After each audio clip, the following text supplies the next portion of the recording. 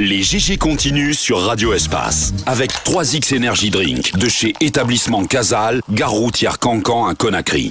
3X Energy Drink, boisson à base de glucose, vitamines et sels minéraux. À boire en complément d'une alimentation normale, lors d'un entraînement poussé ou d'une compétition. 3X Energy Drink, le relais de votre énergie. Merci de votre fidélité. Merci de nous écouter à Zérékoré sur Radio Espace Forêt. Vous nous écoutez également du côté de Mamou, dans la ville Carrefour, chez Alpha Mamoudou, j'allais dire, et du côté de Cancan sur la 99 exceptionnellement. Vous nous écoutez à Kindia, la capitale des agrumes, sur Radio Espace Kania et sur Radio Espace Kakandé. Merci de votre fidélité. Le Conseil national de la transition a déjà passé 100 jours à l'hémicycle, 100 jours pour entamer le travail et s'apprêter à atteindre des objectifs précis. Les conseillers disent avoir pris contact avec les populations à la base et dans un rapport récemment présenté au Palais du Peuple, ils ont relayé ce qu'ils appellent leurs préoccupations. La période a été aussi marquée par l'adoption de la durée de la transition à une majorité absolue. Il le dit bien Jacques Lewaleno au sein de la classe politique. Cette démarche est diversement appréciée. 100 jours du CNT, nous en parlons ce matin avec Jean-Paul Côté-Bendouno, rapporteur de la commission loi, constitution, administration publique et organisation judiciaire. Et cet autre sujet, les aviculteurs en souffrance dans les préfectures de Forêt-Caria et Koya, une dizaine de fermes atteintes par la grippe aviaire. Le ministère de l'Agriculture et de l'Élevage parle de suspicion pour l'instant, mais en attendant les résultats d'un laboratoire italien, la riposte a déjà commencé. Des milliers de poulets sont abattus et les fermiers impuissants seraient contraints d'accepter la mesure qui pourrait s'étendre aux préfectures voisines. Comment en est-on arrivé là? Nous posons cette question d'autant plus que la grippe a été signalée à Moribaya depuis le 18 avril dernier. Les GG donnent la parole ce matin à Ibrahim Baldé. Il est le président de la Confédération nationale des organisations socio-professionnelles dans le secteur de l'élevage et à Dr Idrissa Doumbouya, directeur national des services vétérinaires. Mais d'abord, vos différentes réactions sur nos différents canaux pour interagir au sujet ici développé. Nous partons avec Twitter pour commencer. Nous commençons par Kalo Alpha Omar Yabi. Que nous dit-il? Bonjour Yaya et à tous. Qu'en est-il du budget alloué à cette mission? Ce déplacement à l'intérieur du pays est anodin à mon avis. Tenez-vous bien, certains reviendront nous dire que la sauce du gouverneur doit être améliorée. Voilà, il nous dit hashtag espace GG. Toujours sur Twitter, nous continuons cette fois-ci avec Mazid Diallo. Bonjour les grandes gueules, je comprends que les moyens financiers ne manquent à Antoine. S'il soutient une augmentation sur le carburant, l'État supporte 5 000, mais l'argent de l'État vient de nous, les contribuables, le contribuable guinéen que le premier des ministres arrête. Hashtag espace GG. Cette fois-ci, nous partons avec Bereteke. Peut-on construire des routes en Guinée au mois de juillet, août et septembre? Aucun projet de construction de route n'était arrêté par manque de volonté. Il l'était plutôt à cause de l'hivernage, il le dit Bereteke. Toujours sur Twitter, cette fois avec Tierno Angelus Lombé. Bonjour les grandes gueules. Antoine, ne nous le fait pas, s'il te plaît, une première, une opportunité pour... Pardon, excusez-moi. Une opportunité pour les populations de Zérékoré. Nous avons vu ici les fêtes d'indépendance délocalisées. Qu'est-ce que cela a changé réellement pour ces populations? C'est cette délocalisation qui changera leur vie. Il pose la question donc, Tierno Angelus. Nous partons avec ça, Kalo Yombuno. Bonjour les grandes gueules, monsieur Antoine Kourouma. Il ne faut pas mettre du palabre là où il n'y en a pas. Les sacs de riz suspendus chez les militaires, c'est un acte à saluer. Sinon, les commerçants profitent d'eux pour rendre la vie chère à la population. Antoine Kourouma et le mur, il y a un luxe. Bon, voilà. Lucien Blémou. Bonjour, le pays, qu'est-ce qu'il dit? Beaucoup de pays veulent déconstruire la vision du développement centré sur les grandes villes. En plus de la délocalisation du Conseil des ministres à l'intérieur, il faut surtout des actes et cela commence sur le terrain. Après tout, ils sont aussi guinéens. Hashtag espace GG. Nous continuons toujours avec vos tweets. Cette fois avec Youssouf Mario Godze Kamara. Bonjour les GG. On doit souvent comprendre l'évolution du monde. Il s'agit de la vie d'une nation. Nous devons aider le CNRD à redresser ce pays. La transition est d'abord une crise en soi. Si vous ne pouvez aider le peuple, n'ajoutez rien sur cette transition comme problème. Toujours sur Twitter, je pense que nous allons basculer sur une autre plateforme, peut-être sur le 657 39 13 13. Mohamed Yabi. Qu'est-ce qu'ils nous disent? Nous partons à Kindia avec Saïdou Yaouki. C'est une bonne chose d'aller à l'intérieur pour s'acquérir des réalités que nous vivons ici. Mais hélas, nous connaissons les résultats toujours la même chose. Je pense que les dialogues sont dans ma gorge. Sortez, s'il vous plaît.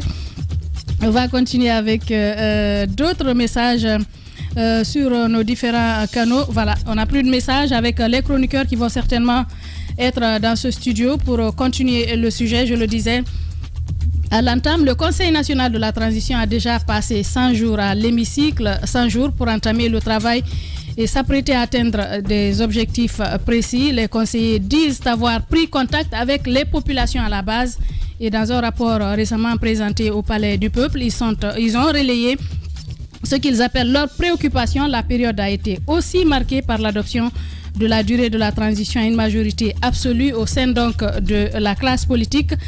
Vous allez le comprendre dans un instant. Nous recevrons notre invité pour parler de cette actualité que représente donc cette tournée des conseillers à l'intérieur du pays. Mais nous parlerons aussi de grippe aviaire, bien évidemment. On évoquait cela d'ailleurs du côté de Dubreka à ce sujet. Mais avant d'aller à ce sujet, nous parlons cette fois-ci éducation avec cette sortie du ministre. Par rapport aux examens scolaires, le ministre Awing qui prend d'importantes décisions. Avec vous, Jacques Léo. Oui, nous avons suivi ça avec deux arrêtés importants à mon avis, parce qu'il y a un arrêté qui donne un peu une organisation, en tout cas des idées sur l'organisation des examens. Donc avant on avait des idées vagues sur comment l'examen s'organise, qui peut être candidat, comment on prépare sa candidature, comment les candidatures sont réceptionnées au niveau des directions préfectorales communales de l'éducation, et puis comment tout ceci est validé par le département, mais également le choix des sujets, comment ça s'est fait. On sait déjà par habitude, nous qui avons fait un petit temps dans le monde de l'enseignement, qu'il y a des enseignants en classe d'examen qui sont consultés quelques mois avant pour faire des propositions, et ces propositions sont remontées au niveau des directions communales préfectorales jusqu'au niveau national où finalement le dernier choix se fait. À travers cet arrêté, il a essayé un peu d'encadrer tout ceci et d'indiquer comment le process doit fonctionner. Mais ce qui est important et qui m'a poussé quand même à mentionner ce sujet-là, c'est le fait qu'ils permettent des possibilités de consultation des résultats. Par exemple, si un candidat n'est pas admis à un examen et qu'il veuille obtenir les copies d'évaluation, donc les copies d'examen, qu'il lui soit permis de le faire. Il peut faire la demande directement au ministère. Il y a une commission qui est mise en place à ce fait, et la commission a un mois pour lui répondre. Au bout d'un mois, on lui donne la possibilité d'accéder, n'est-ce pas, aux copies, d'accéder à ces notes, mais d'accéder également aux copies et de pouvoir les contester. S'il a raison, le département est dans l'obligation de le rétablir dans ses droits. Le fait qu'il y ait cette possibilité, je crois que c'est quelque chose, à ma foi, de nouveau. C'est pas trop nouveau, hein. C'est pas trop nouveau. Au niveau du bac? Oui, c'est pas trop nouveau. C'était encadré comme ça ou non, c'est qu'il n'y a pas eu de vulgarisation, de communication autour. Sinon, c'est pas tout à fait nouveau. Parce que moi, je n'ai jamais entendu quelqu'un revendiquer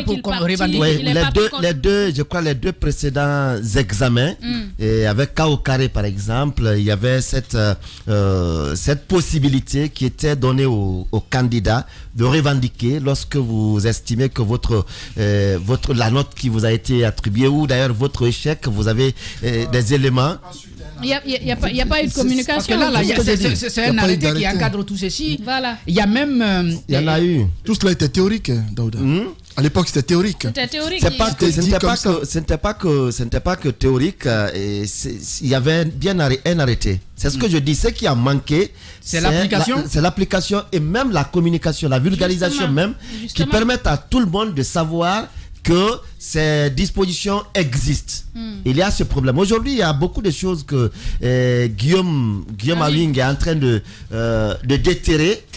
On a l'impression que c'est du nouveau, mais qui existait. L'interdiction, par exemple, des internats, il n'est pas le premier à le faire. Oui, là, on l'avait appris. Il n'est pas le premier à le faire. Et aujourd'hui, je crois, c'est ce qui va accompagner ces mesures, c'est ce qui peut peut-être nous intéresser davantage. Est-ce que en allant à l'interdiction des internats, quelles sont les mesures qui vont suivre cela sur les contrevenants? Ça, c'est un aspect. Il y a également, pour ce qui est des revendications pour les notes. Et lorsque vous estimez que la note qu'on vous a donnée n'est pas celle qu'on devait vous donner, vous devriez avoir plus. Et il ne s'agit pas de dire dans un arrêté que vous avez la possibilité de le faire. Mais il faut que le mécanisme soit fonctionnel. Le mécanisme de revendication, il faut que le staff qui est en place... À partir du moment, Daouda, que l'arrêté a été publié, je rappelle que l'arrêté a été publié hier, je crois. Donc, à partir du moment où ça a été publié et que les candidats sont au courant, leurs parents sont au courant, en ce moment... On prendra toutes les dispositions pour mettre de côté les copies. Et faire en sorte de côté des copies, et lorsqu'on proclame les résultats, que les candidats aient la possibilité, ceux qui ne seront pas admis, de les contester, ou peut-être même ceux qui sont admis mais qui ne sont pas d'accord avec le classement, qu'ils soient en mesure de contester. Et il y a une commission, et je vais terminer par là, dans un deuxième arrêté, il a mis en place une commission, et c'est une commission de discipline. Cette commission peut non seulement statuer sur les sanctions, puisque les fraudes sont sanctionnées, ça va jusqu'au niveau comment on appelle ça, des poursuites judiciaires. C'est mentionné dans l'arrêté précédent dont je parlais tout à l'heure. Mais la commission statue sur ces cas de fraude, mais statue également sur la question des contestations dont je parlais tout à l'heure. Donc, ce sont des innovations à encourager, et peut-être là où je peux être d'accord avec vous, demander à ce que cela soit appliqué et que les facilitations soient offertes pour que les candidats puissent se pourvoir en cassation, comme on le dirait dans le domaine judiciaire. À quel coup? Voilà. C'est ce que je disais. C'est ce que je disais. C'est bien de prendre des mesures et mettre des commissions ou des comités en place pour tel ou tel. Mais il faut aussi que ces comités ou ces commissions fonctionnent. Parce que, comme je le disais, tout n'est pas nouveau. C'est vrai qu'aujourd'hui, avec la suppression peut-être des secrétariats au niveau des examens, ça c'est nouveau avec Guillaume. Et de l'autre côté, avec cette autre série de prestations de serment de ça et là, qui a commencé avec le président. Avec le président, ça c'est nouveau. Mais pour les autres, ce n'est pas nouveau. Il faut les faire fonctionner. Oui. C'est ce qui est le plus important. Il faut les faire fonctionner.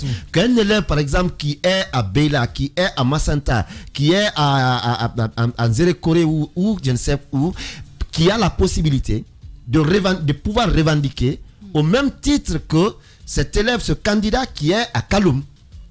Lorsque vous n'avez que des privilégiés dont les papas peuvent venir taper à n'importe quelle porte et pouvoir revendiquer, et les autres n'ont pas cette possibilité, je crois que la mesure ne saurait avoir d'impact. Donc il faut permettre à chacun et à tous d'avoir cette possibilité de revendiquer. Bien. Ça, c'est un aspect. Prestation de serment que j'ai voulu toucher, si vous permettez, Madame Yero.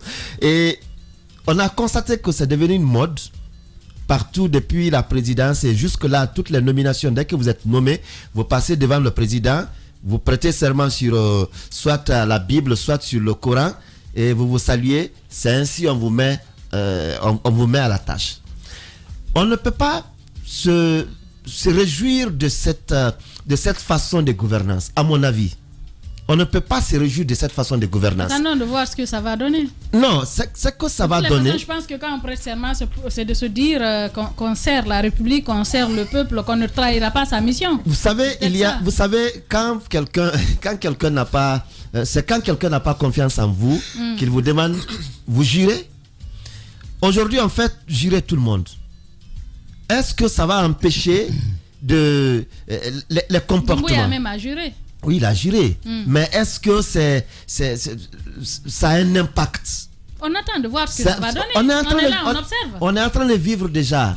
On est en train de vivre déjà. Moi, je me dis que prêter serment avant de se mettre à la tâche, je me dis que ça n'a absolument pas grande importance à mes yeux. C'est un problème de conscience. Et ils peuvent, il y a des gens qui peuvent prêter serment. Ahmed. Ils peuvent prêter serment et aller faire pire que ce qu'ils pouvaient éviter en prêtant serment. Et tu vois quelqu'un jurer sur le Coran et aller faire du n'importe quoi? Bien sûr. Oui. Bien sûr. Écoutez, avant de continuer d'abord, je voulais dire que la question des réclamations n'est pas quand même une nouveauté. On se souvient qu'en 2007, avec l'arrivée de Lansana Kouyaté à l'époque, ça avait l'occasion, avec son gouvernement, l'occasion avait été donnée aux élèves de revendiquer s'ils ne sont pas satisfaits. Je connais d'ailleurs une personne qui était en sciences maths, qui avait à l'époque fait une revendication à ce niveau, et à la suite ils se sont rendus compte que c'était en physique qu'il n'avait pas eu de moyens, ce qu'il a fait donc chuter. Alors les recherches ont permis de comprendre cela. Maintenant, pour dire que c'est une question de conscience, je vais vous dire une chose, la conscience existe, mais la rigueur aussi, c'est autre chose. Vous pensez que les Blancs dont on parle souvent dans ces pays développés là, vous pensez qu'ils sont plus conscients que nous? C'est pas forcément cela. On dit que le téléphone n'est pas, on n'utilise pas le téléphone au volant. Mais allez-y, les voici ne le font pas. Mais si vous le faites, si on vous prend, là vous allez savoir que il y a une loi qui existe. Tout le monde le fait. Oui. Non, mais c'est comme ici maintenant. C'est pour vous dire quand on vous prend au volant avec le téléphone, ici, il y a une contravention. Et tu n'as même pas peur. Ahmed, quand moi je vois un policier, j'ai peur. Yero, toi tu as peur. Mais j'ai dit que beaucoup ici n'ont pas peur parce qu'ils savent que quand je vois un policier, je dépose mon téléphone. Oui, toi tu déposes. Mais il y a d'autres, j'en ai vu qui défient les policiers. Quand même. J'en ai vu, ils là, ont le téléphone. Le policier tape. Maintenant, quand il tape, il s'est dit, je ne sais pas, aussi, il n'a pas répondu, je ne sais pas qui il est. Donc, je vais le laisser. Il le laisse partir. Donc, mais il faut qu'il fasse leur travail. C'est pour vous dire, on va mettre la main sur le courant, on va mettre la main sur quoi que ce soit. Je vous dis, si on n'est pas prêt à appliquer les sanctions à la lettre, ça ne marchera pas. Justement. La parole seule, parfois, ne change pas. Il faut agir. Il faut agir. Donc, je pense que c'est ce qu'il faut. S'ils veulent vraiment réussir leur mission, ils doivent agir. Et le ministre, heureusement qu'il est du secteur. Quand on parle de fraude, on parle de ceci et cela, il en sait bien. Il sait beaucoup de choses là-dedans. S'il dit qu'il ne le sait pas, il a menti. Même les écoles. Non, qui est de la première? Non, c'est oui. J'ai bien dit. J'ai dit, s'il dit qu'il ne sait pas, il aura menti. Pourquoi je dis ça? Les premiers, les numéro 1 en fraude ici, ce sont les écoles d'abord. Privé. Ce sont les écoles d'abord. Privé. Ça commence là-bas. Pas que privé. Non. Parce que c'est là-bas, c'est eux qui cherchent de la clientèle. Sans concurrence. Le public ne cherche pas de la clientèle. La clientèle existe déjà. Mais c'est le privé qui cherche. Et ça existe. Je vous le jure que c'est une réalité. Ils savent et on sait. Alors qu'ils se battent cette année pour que ce ne soit pas une réalité. Pour que ce ne soit pas une réalité. Mais ce sont des phénomènes qui existent. Et ces établissements privés-là sont à la base aussi de cette tricherie. Alors, si le ministre veut réussir sa mission, ce sera à tous les niveaux. Pas de copinage. C'est aussi simple que ça. S'il ne peut pas le faire, à la suite de ces examens, qui répondent de ces actes devant la justice. Non, mais c'est aussi clair que ça. Soit vous pouvez ou vous ne pouvez pas. Il a le temps. Il peut dire aujourd'hui, je recule. Parce que du temps de Bano, on a vu toutes les dispositions qui ont été prises, mais aucune personne n'a été traduite en justice. Mais le problème, on dit souvent que oui, quand d'autres sont contre, s'il y a des gens qui se rendent coupables de cela, je vous dis, pour sabotage, tous ceux qui vont saboter ces élections, ces examens-là. Tu as les élections dans la tête. Non, c'est la même chose de toute façon. C'est une question de compétition. Donc tous ceux qui vont se rendre coupables de sabotage de ces examens, je vous jure qu'il y a un exemple que le peuple n'oubliera jamais. Vous savez, quand on parle... Nul n'est censé ignorer la loi, et lorsque la loi elle est prise, je pense que l'arrêté est clair, et peut-être ce qu'il faut faire, c'est la vulgarisation. C'est de dire aux élèves maintenant, il y a un arrêté qui a été pris, qui abroge toute disposition antérieure.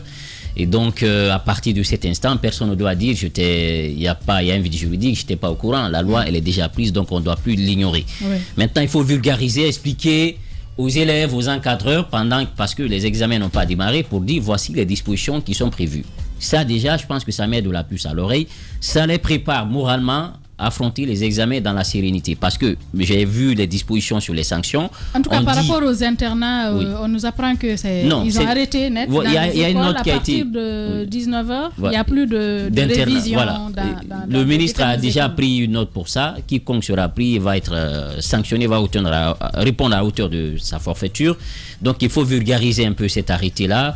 J'ai pris le temps de le lire. Je pense qu'il y a un travail quand même sérieux qui a été fait autour, parce que au niveau du déroulement, de l'élaboration des candidatures, des dépôts des candidatures, le déroulement, la correction, la diffusion des résultats, tout est pris en compte dans cet arrêté que vient de prendre le ministre Guillaume Aoui. Ça prouve à suffisance qu'il était dans le secteur et qu'il connaît un peu les problèmes qui assaillent le secteur de l'éducation. Maintenant, au-delà... Il était au privé, hein? Oui, il était, mais il a commencé d'abord... Quand on parle des fraudes... Non, attention. Non. Avant d'arriver au privé, il était d'abord dans le public. Il était d'abord cadre du ministère de l'Éducation. Oui. Il était au niveau de l'éducation. C'est un homme que j'ai connu depuis voilà, tout petit. Dernier, quand on parle de fraude, quand on parle de fraude des écoles privées, il était aussi au privé. Il était au privé, mais il a commencé. Mais c'est un homme, il connaît bien le secteur. Alors si je dis il connaît bien le secteur, moi je connais bien le secteur et la stratégie. Moi je pense que sa connaissance du secteur, je ne fais pas forcément de lien avec les fraudes. C'est un homme du secteur, du sérail. Vous savez, souvent on dit qu'il n'y a pas d'hommes sans talent, il y a ceux qui ne sont pas à leur place. Et ce qu'il est en train de faire, je pense qu'il est à sa place. Il connaît un peu, il a mis le doigt à la plaie, il connaît un peu le problème. Maintenant, il y en a qui ont dit qu'il n'était pas à sa place. Il y a les textes, il y a la réalité sur le terrain. Oui. Et ça, il faut tenir compte de cela. Je pense que des notes ont été prises, notamment le conseil disciplinaire. Il a été dit, si on prend un élève dans la classe avec un téléphone ou des copies qu'on peut discriminer, la personne sera simplement exclue de la salle d'examen. Et s'il s'agit quand même et l'année suivante, voilà, il ne va pas, il ne fait pas l'examen. Donc ça veut dire qu'il y a une double peine qui tombe sur vos têtes. Donc c'est de dire aux familles, aux parents des élèves, attention, il y a un arrêté qui a été pris. Cadrez vos enfants, il faut leur dire cette fois-ci, il faut rentrer dans les lignes, dans les rangs. Si vous ne rentrez pas, eh bien les sanctions auxquelles vous pouvez vous exposer. Ça c'est pour les élèves. Maintenant pour les encadreurs, on peut vous inciter en justice. Oui. Et ça aussi, c'est prévu dans cet arrêté. Soit vous passez devant le conseil disciplinaire en fonction de ça. Et si on prend un téléphone avec un élève, il est dit dans le même texte qu'on va déposer le téléphone au niveau du procureur général, du procureur de la République, qui va essayer de diligenter une enquête. Ça également, il y en a des expériences dans ce sens. On a vu des enseignants, des surveillants et autres secrétaires qui ont répondu devant la justice pour les mêmes faits. Oui. Donc ça, également, ce n'est pas... Ou bien ils n'ont pas été reconnus coupables? Non, ils ont été condamnés. Ils ont été condamnés. Il y en a qui ont été retirés de processus pour, je crois, de surveillance pour quelques pour une période donnée. S'il te plaît, si le ministre pouvait aussi mettre un numéro vert à disposition de tous les élèves. Si dans votre classe, un encadreur venait à donner une fiche à un élève, dénoncer la salle. Ah oui, parce qu'il y a des sujets traités qui peuvent se retrouver dans une salle. Et en ce moment, si la salle est ciblée, on peut retrouver les notes et faire une comparaison de la manière. Parce qu'ils ne savent même pas tricher. Ils vont copier la même chose. Justement. Ils copient tous la même chose. Et puisque ça ne marche pas comme ça, chacun devra répondre à l'ordre de ses actes. Si on vous donne une fiche, jetez. Et d'ailleurs sur ça, inspirez-vous. On voilà. ne va pas donner des stratégies ici. Et je finis en disant que les dispositions ont été déjà annoncées. Maintenant, on a vu Bano avait vraiment pris des mesures, mais on a vu ce qui s'est passé après. Il y a eu un sabotage. Espérons que le ministre ne va pas être victime de la même chose, mais sachez qu'on est sous une transition.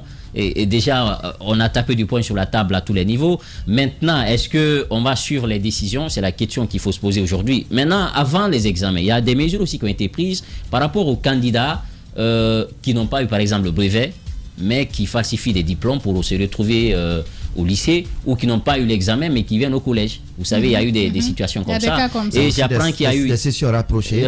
Et j'apprends qu'il y a au moins 18 000 candidats qui ont été éliminés cette année. Oui. 18 000 candidats qui ont été éliminés cette année, qui sont dans cette situation. Vous savez, il y a eu un travail déjà que Bano avait initié. Si tu n'as pas eu même l'année dernière,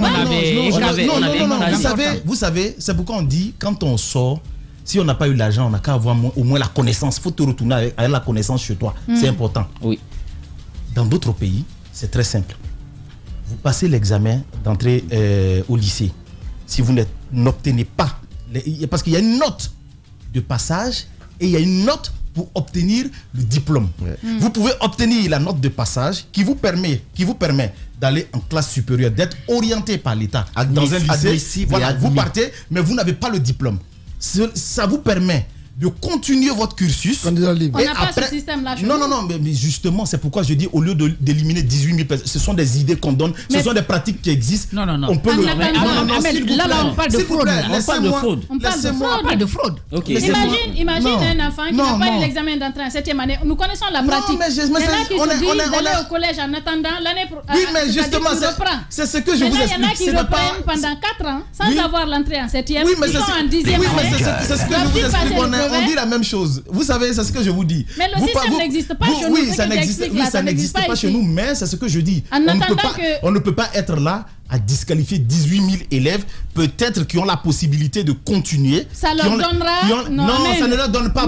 Pourquoi je dis ça? Alors, mais on ne doit pas encourager cela. Normalement, quand quelqu'un échoue à un examen, tu le prends. Dans ces pays où ça existe, on est mieux que ces pays-là. C'est pas parce qu'on est en attendant. Mais alors, qu'est-ce qu'on vous dit? Quand vous venez dans ces pays-là, quand vous voulez postuler pour certains postes, qu'est-ce qu'on vous dit? Amenez-nous votre diplôme de ceci et votre diplôme de cela. C'est aussi simple que ça. C'est aussi simple que ça. Et si vous n'avez pas les diplômes? Si vous n'avez pas les diplômes, justement pour éviter ça, il faut passer les examens et les avoir. Justement, on ne peut pas aussi récaler quelqu'un tout simplement au lycée ou l'empêcher d'aller passer le bac alors qu'il a cette moyenne. Il peut continuer. Il faut se conformer.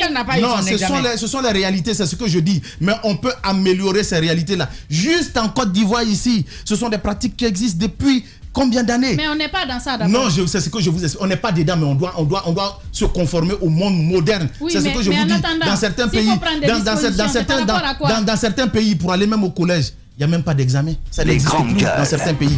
Donc c'est pour vous dire que le monde commence aussi à changer de système éducatif. On peut s'adapter.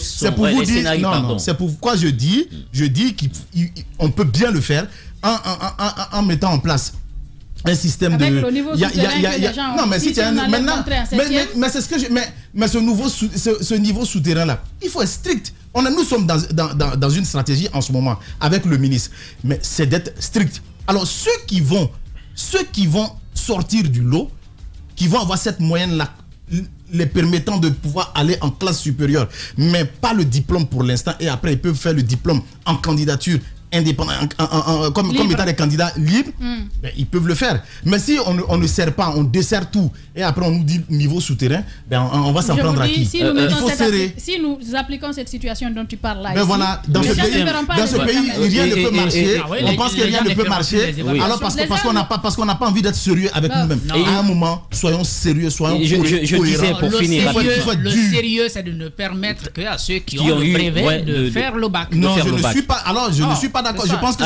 c'est une politique qu'on peut revoir. Je rappelais qu'il y a 18 000 candidats. Il y a 18 000 candidats qui ont été écartés parce qu'il y en a qui n'ont pas eu l'examen d'entrée en 7e année. Ils se sont retrouvés comme ça, ils ont continué et on a vérifié effectivement les diplômes qu'ils ont présentés, c'était des diplômes falsifiés. Donc ils ont été tout simplement écrasés. Ça, c'est un travail qui a été fait en amont pour éviter que des candidats se retrouvent dans la salle où ils ne devraient pas être. Pourvu qu'il n'y ait pas d'erreur. On l'a fait avec certains fonctionnaires. Et d'ailleurs, il y en a qui remettent en question ce il y a eu une commission 000, qui a été mise en place. Parce qu'on pense que le travail n'a pas été bien fait. Quand le travail a été fait, il y a une commission qui a été en place pour écouter les élèves. Ils ont pris suffisamment de temps pour recouper l'information, pour éviter de commettre des erreurs. Maintenant, ce travail a été fait. Je pense que s'il n'y a pas eu des voix qui s'élèvent, c'est que effectivement, c'est des personnes qui n'étaient pas en règle, qui ont été tout simplement mises à l'écart. Et la fiche d'examen, et la nouveauté cette année, c'est que la filiation saute. Votre nom, votre prénom, j'aurais appris que nom, prénom, tout ça, ça va sauter. Et donc, on va aller, je crois, sur les PV, matricules et tout. Et donc, c'est pour éviter qu'au niveau de la commission de correction, qu'il y ait quand même des faveurs. Je pense qu'il y a des réflexions qui sont en train d'être faites. Et ce qui est important, c'est le jour de l'examen et l'après. Et je pense qu'il n'y aura pas ce qui est arrivé à Bano, malgré sa bonne volonté, et qui a proposé quand même qu'on mette en place l'Office national du bac, un service compétent qui va se charger de l'organisation des examens une fois de plus dans le pays, au lieu que chaque fois qu'on remanie un peu au niveau des secteurs éducatifs. Bien, allez-y Antoine, pour clore. Oui, pour clore, je pense qu'on ne doit pas se réjouir de voir un nombre important d'élèves recalés à un examen. J'ai l'impression qu'en Guinée, lorsque c'est le cas, on est fier de ça. On dit, l'examen a marché cette année. Personne ne peut être fier. Non, c'est ce que je constate. L'année passée, c'est la même chose. Mais c'est les meilleurs qui doivent passer. Non, pas forcément les meilleurs. Et un faible, on peut être bon et échouer un examen. Ça arrive. Mais ceux qui passent, on suppose que c'est les meilleurs. On peut avoir le niveau et ne pas être à la hauteur le jour de l'examen. C'est-à-dire, une matière peut nous fatiguer, tout cela. Le constat que je fais, c'est qu'il y a... La rigueur est tellement de mise que parfois, on met une politique en place pour faire échouer beaucoup de personnes. Alors que quand on fait échouer beaucoup d'élèves, ça, non seulement il y a un surpeuplement au niveau des salles de classe, il y a ceux qui passent en classe supérieure qui viennent trouver dans ces classes d'examen ceux qui n'ont pas été admis en classe supérieure et tout cela. Je me dis il faut une politique afin de pouvoir, pas de faire passer les moins méritants, mais de ne pas faire en sorte qu'il y ait trop d'échecs. C'est quoi la politique? Oui. C'est quoi la politique? Ça appartient aux candidats. Laissez-moi aller. C'est quoi la politique? C'est de renforcer le niveau d'apprentissage au niveau des enseignants. Je constate que la rigueur est beaucoup plus au niveau des élèves qu'au niveau des enseignants. On a des enseignants qui ont un niveau souterrain. Beaucoup d'enseignants n'ont pas de niveau. On n'en parle pas beaucoup. Jacques Lewa. Nous avons aussi des enseignants de qualité. Attendez Jacques, on n'en parle pas trop. Ils sont nombreux. Il y a des enseignants de qualité, niveau, ils sont nombreux. Ce faible niveau des élèves, ça vient de quoi? Ça vient du faible niveau des enseignants. L'élève qui n'a pas de niveau, c'est parce que l'enseignant qui doit... Tu as fait tes examens dans quel pays? Jacques, tu as fait j'ai fait 2 examens ici. Tu as fait 2 examens ici. Les 2 examens que tu as fait ici. Tes amis qui ont échoué, ils ont échoué pour le faire de l'enseignant ou bien pour eux-mêmes? Jacques, vous savez, parce que moi, j'ai fait mes examens en Guinée qui est connue. Et je peux témoigner que j'ai été encadré par de bons enseignants. Il y a une réalité qui est connue. Donc, celui qui a échoué dans les examens que moi, j'ai pu obtenir, je n'ai jamais dit qu'il n'y a pas de bons enseignants. Je n'ai pas dit qu'il n'y a pas de bons enseignants. Il y a de bons enseignants, mais il y a beaucoup de mauvais enseignants en Guinée. Surtout à l'école primaire ou au collège. Il y en a beaucoup. Vous ne pouvez pas nier cela, Jacques. Vous ne pouvez pas nier cela. À cause de la façon dont les gens sont recrutés. Mais allez-y à l'intérieur du pays. Même à Conakry ici, beaucoup d'enseignants n'ont pas le niveau. Allez-y voir dans les écoles privées. C'est l'argent qui est mis en avant. C'est du commerce, Jacques Lewa. C'est plus de commerce. La plupart des écoles privées mettent en avant. Tu te contredis là. Non, je parle du cadre général. Je ne me contredis pas. Je dis quoi? Moi, j'ai fait l'école publique. Ce qui se passe, c'est quoi? J'ai fait l'école publique. Je n'ai pas fait l'école privée. Beaucoup d'écoles privées aujourd'hui. Donc, je n'en sais rien. Beaucoup d'écoles privées. Il y a une concurrence qui ne dit pas son nom. Dans les écoles privées, aujourd'hui, les écoles privées se donnent des quotas aux examens. C'est des défis qui se lancent. En fonction du pourcentage par an ou à la fin des examens, les parents orientent les enfants dans leurs écoles. Ça, c'est pas nouveau. Non, laisse-moi finir. Ça, c'est pas nouveau. Laisse-moi finir. Tu as eu ton temps de parole. Laisse-moi finir. Tu vas comprendre. Non, t'as pas me rappeler ça. Je sais que c'est pas nouveau. Je rappelle juste les raisons pour lesquelles parfois il y a... Ça, c'est pas nouveau. C'est depuis que toi et moi étions sur les bancs. C'était la même réalité. Daouda. Et ce n'est pas mauvais. Ce n'est pas dans les écoles publiques. Dans les écoles privées. Non, c'est pas nouveau. Mais ce n'est pas mauvais. Vous n'avez pas fréquenté les écoles privées. Ce n'est pas nouveau. Dans son école, un si grand nombre d'élèves qui obtiennent les examens. Ce n'est pas mauvais. Il y a beaucoup d'écoles. Mais la manière. C'est la manière qu'il faut questionner. Mais sinon, le fait de dire je veux qu'il y ait beaucoup d'admis dans mon école. Si vous n'avez pas cet objectif, fermez votre école. Non, mais il y a même un système d'évaluation ces derniers temps où on montre d'abord, par exemple, la dictée ou bien la leçon, on traite tout, on montre aux enfants, après on leur dit de revoir ça, pratiquement de réciter, de mémoriser ça, après ils viennent, on fait une évaluation sur les mêmes choses, la même chose qu'on leur a montré.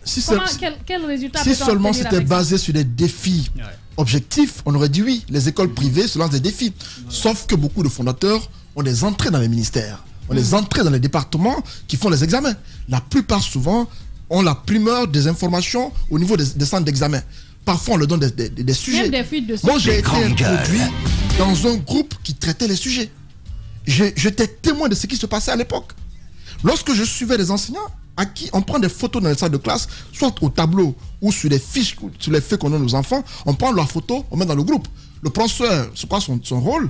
Lorsqu'on lui envoie la photo du sujet à traiter, il fait le traité et puis il met dans le groupe. J'ai suivi ça l'année dernière, ça m'a fait tellement rire. Les élèves font le traité. Parce que ceux qui faisaient des traités pour les candidats des sciences sociales, mais ils avaient un problème d'abord de niveau. Et ce qui se passe, c'est quoi? Donc eux, ils ont participé, au lieu d'aider les candidats, ils ont participé à leur échec. Oui, beaucoup de ceux qui contribuent à ça sont des fondateurs d'écoles privées et parfois des enseignants frustrés. Oui. Parfois, il y a des syndicalistes parfois qui ne sont pas associés aux examens ou des personnes qui se disent que puisqu'on n'a pas été associé cette année aux examens nationaux, on va la saboter. On va le saboter. Cette année, si on te prend. C'est ce qui se passe. L'an passé, Bano Bari, il n'y a pas ce qu'il n'a pas fait. On a même fait en sorte qu'il n'y ait pas d'intervalle de temps entre les jours d'examen. On a tout enchaîné en 10 jours. Malgré cela, il y a eu un sabotage qui n'a pas dit son nom. Cette année, on constate que notre ami, comment il s'appelle, Guillaume Arving a de la volonté. On constate qu'il a vraiment envie d'aller de l'avant. C'est bien, on l'encourage. Sauf que pour l'instant, on a déjà vu ça. On veut savoir quelle sera la suite des actions qu'il entreprend. Les écoles privées n'ont jamais été associées à la gestion des examens. Ce sont des candidatures qu'ils présentent. Toute la gestion revient. On n'a pas dit qu'ils sont associés, mais nous constatons que beaucoup parmi elles ont tellement envie d'avoir beaucoup de bons résultats aux examens qu'ils se sentent obligés parfois d'aller vers la triche pour que leurs élèves soient les mieux admis. Et l'an passé, on a vu les résultats. Sur les 3 premiers qui ont été lauréats ou je sais pas, qui ont obtenu la forte moyenne aux examens, c'était une seule école, une seule région, c'était la Haute-Guinée, à Sigiri notamment. Et à l'époque, quand j'ai parlé, on a dit non, Sigiri, comment on appelle, c'est une zone où on étudie beaucoup, alors qu'on sait qu'à Sigiri, la plupart des gens sont plus orientés vers l'or que vers l'école. Ça dépend, non? Même si, ceux qui vont dans les mines vont dans les mines. Bien, voilà ce qu'on pouvait essentiellement dire sur ce sujet. Dans un instant, nous recevons notre invité. Radio Espace Guinée. Le son des îles paradisiaques. À Roum, Los, sur 99.7. Radio Espace. La radio au cœur des îles. Et sur Espace TV, merci de votre fidélité. Merci de continuer à écouter cette émission. Vous le savez, l'aventure dure maintenant depuis plus de 14 ans. Le Conseil national de la transition a déjà passé 100 jours à l'hémicycle, 100 jours pour entamer le travail et s'apprêter à atteindre des objectifs précis. Les conseillers disent avoir pris contact avec les populations à la base. Et dans un rapport récemment présenté au Palais du Peuple, ils ont relayé ce qu'ils appellent leurs préoccupations. La période a été aussi marquée par l'adoption de la durée de la transition à une majorité absolue au sein de la classe politique. Cette démarche est diversement appréciée. 100 jours du CNT, nous en parlons ce matin avec Jean-Paul Koté-Bendouno, rapporteur de la commission loi, constitution, administration publique et organisation judiciaire. Les aviculteurs en souffrance dans les préfectures de Forikaria et Koya, une dizaine de fermes atteintes par la grippe aviaire.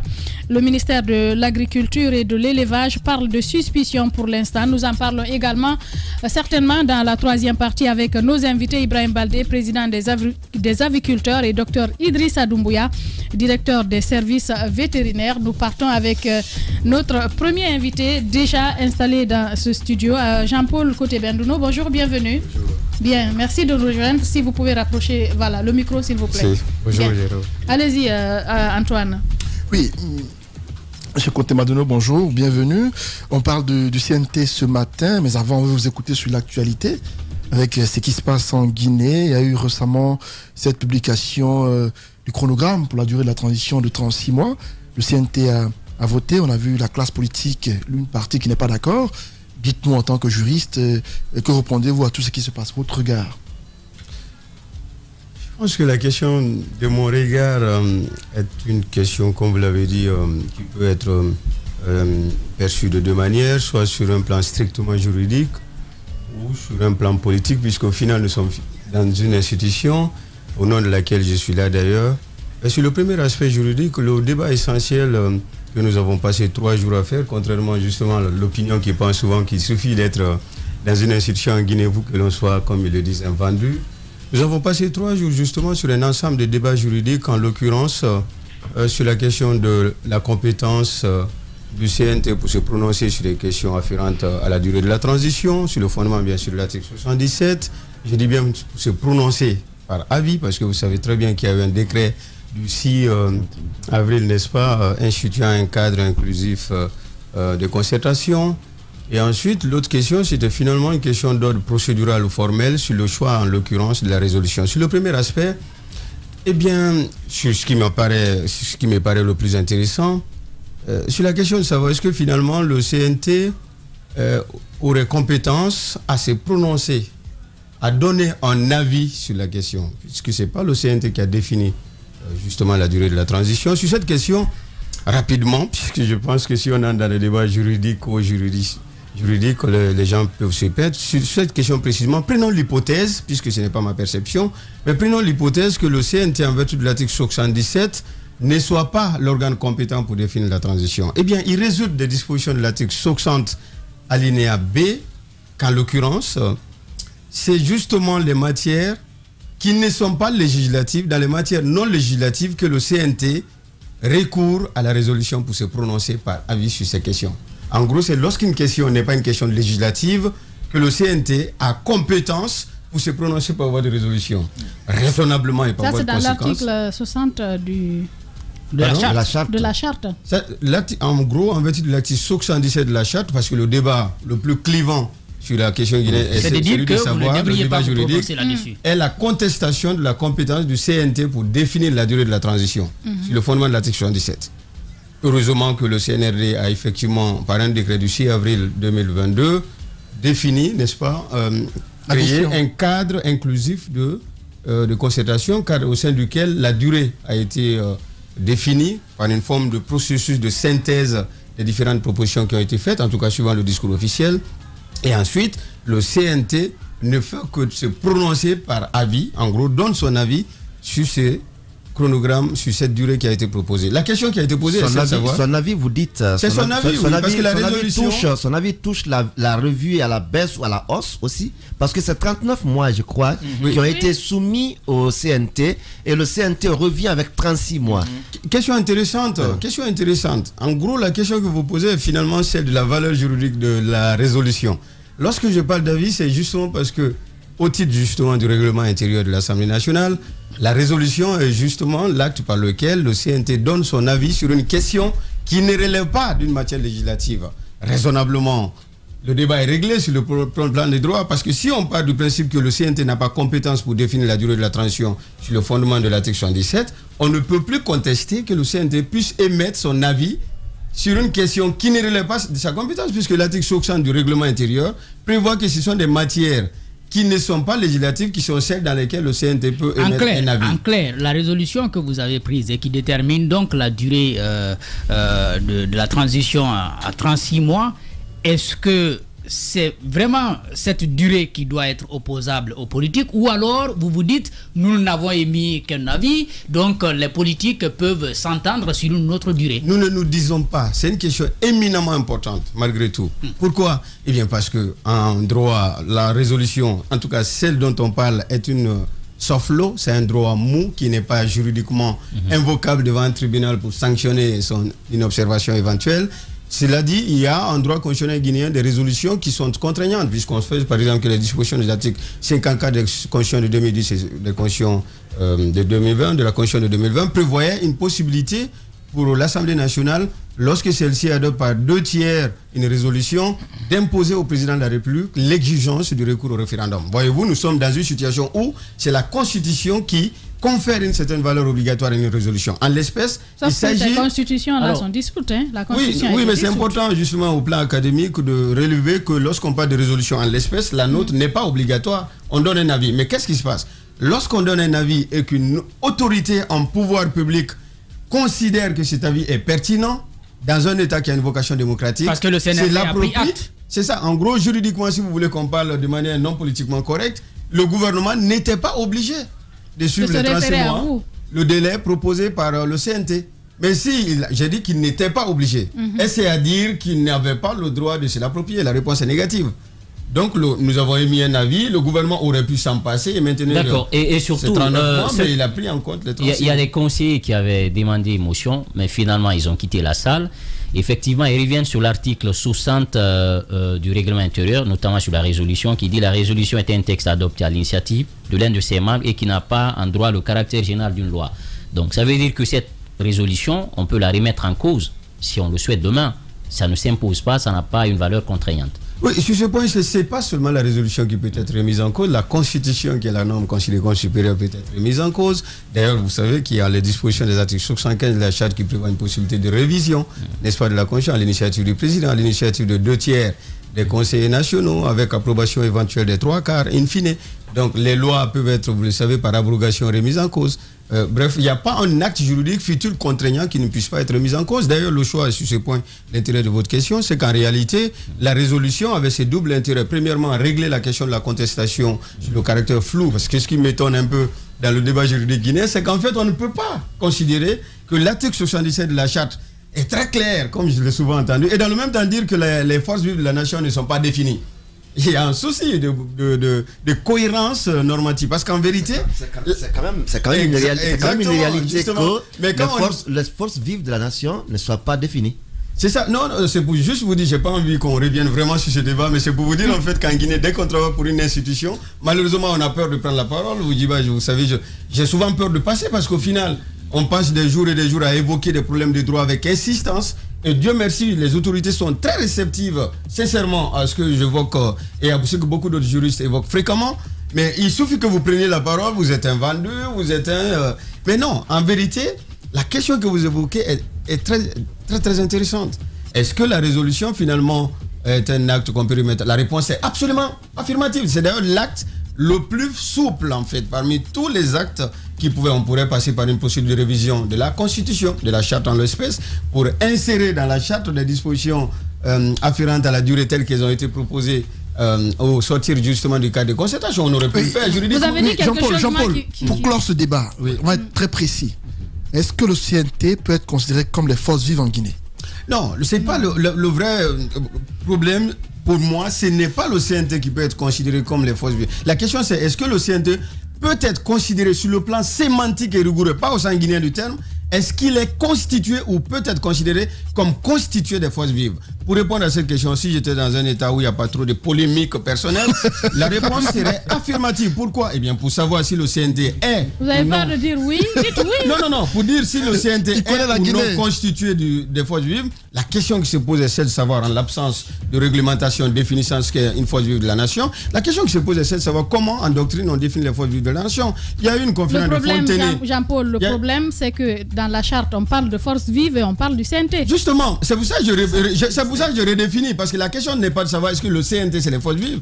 La question c'est est-ce que le CNT est constitué. Tout comme on pourrait, pour ma part en tant que juriste, publiciste qui a vocation académique, si on me demande est-ce que finalement la haute autorité de la communication est constituée des forces vives, affirmative, justement. Pourquoi? Eh bien parce que les forces vives de la nation, depuis la conférence de Fontenay du 11 juin 1887, souvent j'ai entendu les gens parler de Mitterrand, mais ça c'est très récent. Les forces vives de la nation sont l'ensemble des citoyens qui, par la vigueur de leur engagement, s'investissent de manière éminente dans l'amélioration des conditions de vie de la société dans les divers domaines. Dites-moi alors, et surtout qu'on n'a pas de tests qui définissent ce qu'est une force vive de la nation. Même vous ici, vous êtes des forces vives de la nation en fait. On continue. Allez, on se calme. Dans un instant, nous sommes contraints d'aller à la pause. Le débat continue dans 10 minutes sur Espace TV. Il se passe dans la vie politique tant d'événements inattendus, bizarres, que la Guinée paraît fumer la moquette. Chez les GG, la politique, vie de société, les grandes gueules, pour l'intérêt de la Guinée.